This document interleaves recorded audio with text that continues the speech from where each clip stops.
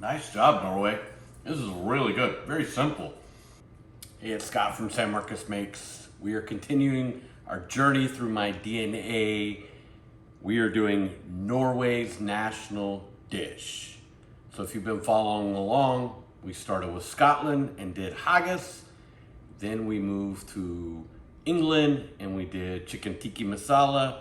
So the third journey of this DNA is going to be Norway. Their national dish, I'm going to butcher this. I'll put the spelling of it right around here, but it is said, I'll butcher it, but four e-cores. Basically sheep and cabbage. This is probably going to be one of the more simplest recipes you ever do, at least the cooking element of it. You need 4 ingredients. You need sheep, you need cabbage, you need peppercorns, and salt. That is it. All right, so the hardest part of this dish, at least where I live, definitely probably in the United States, is finding lamb.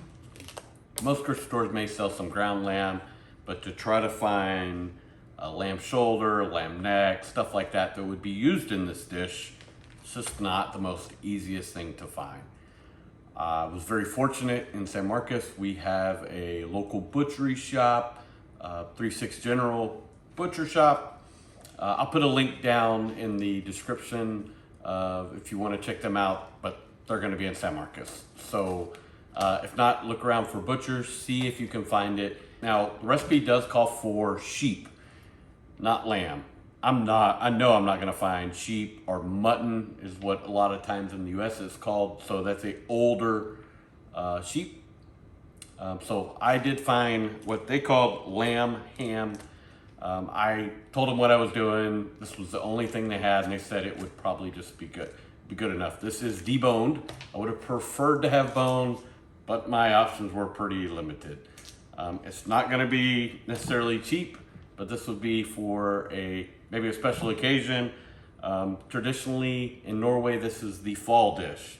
They're going to eat this in the fall when the cabbages are ready to be picked, and supposedly the sheep come out of the mountain to be ready to be harvested. So that's why this dish is made. But let's get this cut up and we'll start layering this dish.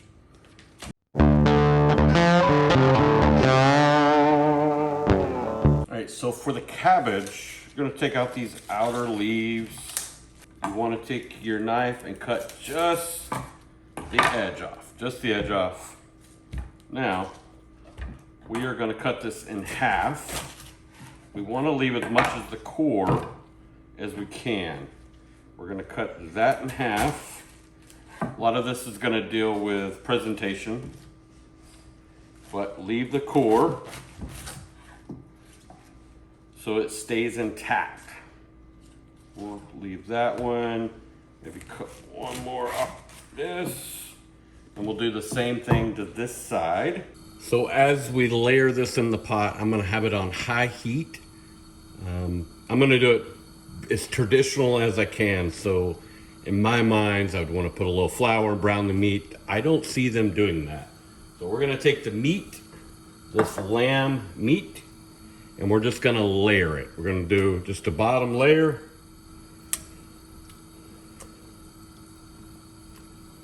Maybe just about that much. Maybe move it around. And I'm going about, I got 2.5 pounds is what all the butcher had. So that's what we're gonna use. So now we're gonna do the cabbage. So we'll put in some layer of cabbage. I'm just creating layers.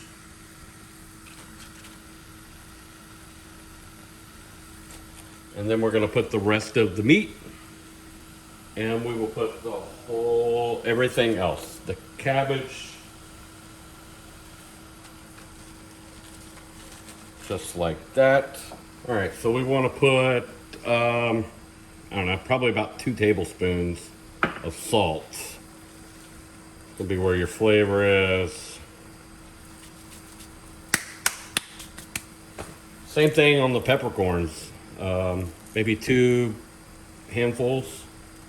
This is all our flavor, so you want to get it in. I so want to play with this recipe and brown the meat with flour and add some garlic and other herbs, but I'm holding back my temptations to do that.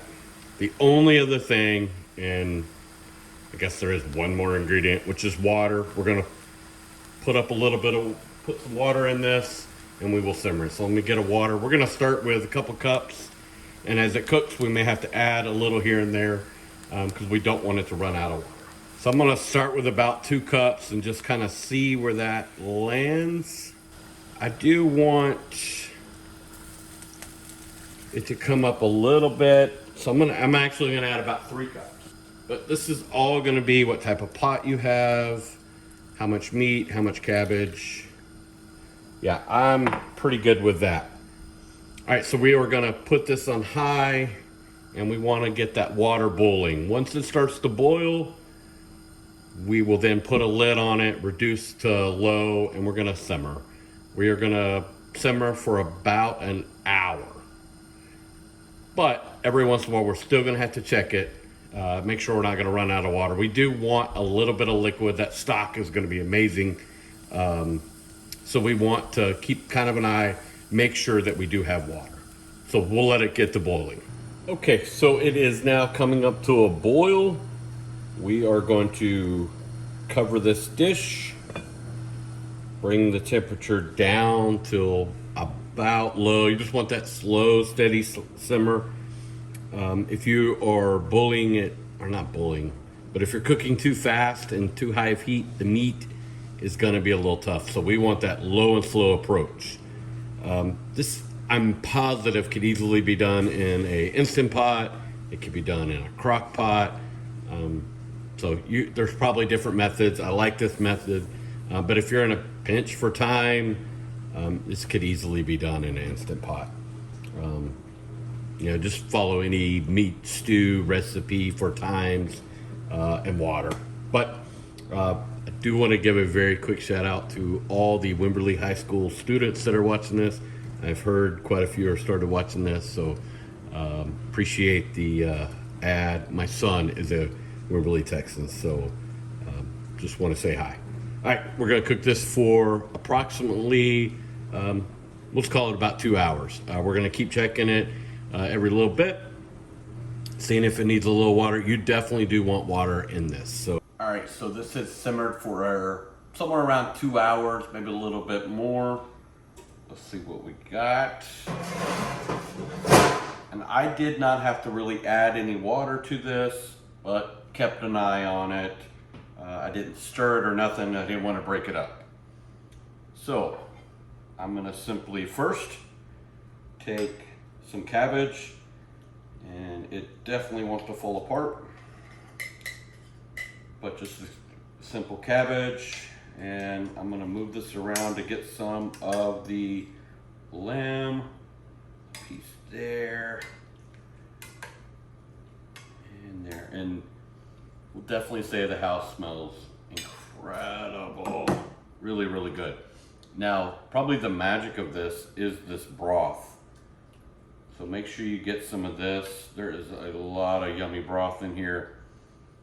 We definitely want to try this lamb. It's very tender. I'm gonna cut it with a knife, but it's tender. Tender, tender, tender. Smells so good.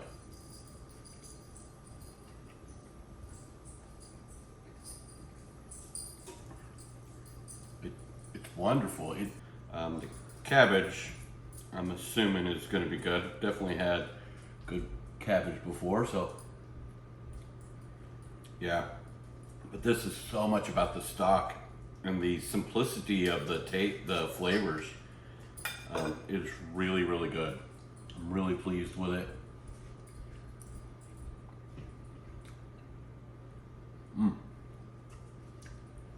Nice job, Norway. This is really good. Very simple. I don't know a lot about Norway, but if this is their cooking, Alexa, stop. Got some roasted potatoes going too. But if this is their cooking, Man, Alexa, stop. But this is the dish for Ecor. I almost forgot how to say it, but for Ecor, national dish of Norway. Man, that's good. All right, come on, US. We gotta step up our lamb game. Hey, thanks for joining me on this. Hope you enjoyed the for Ecor dish, the national dish of Norway. I have just noticed when I was looking up what comes up next, I skipped one. I don't know how I skipped one. I just had it in my mind Norway was next. So I gotta go backwards by one and do Ireland. So we will be doing Ireland next for Irish stew, and then we'll get back on track. So stay tuned for Ireland, but hope you enjoyed this dish. Let me know down in the comments what you think. Thanks a lot.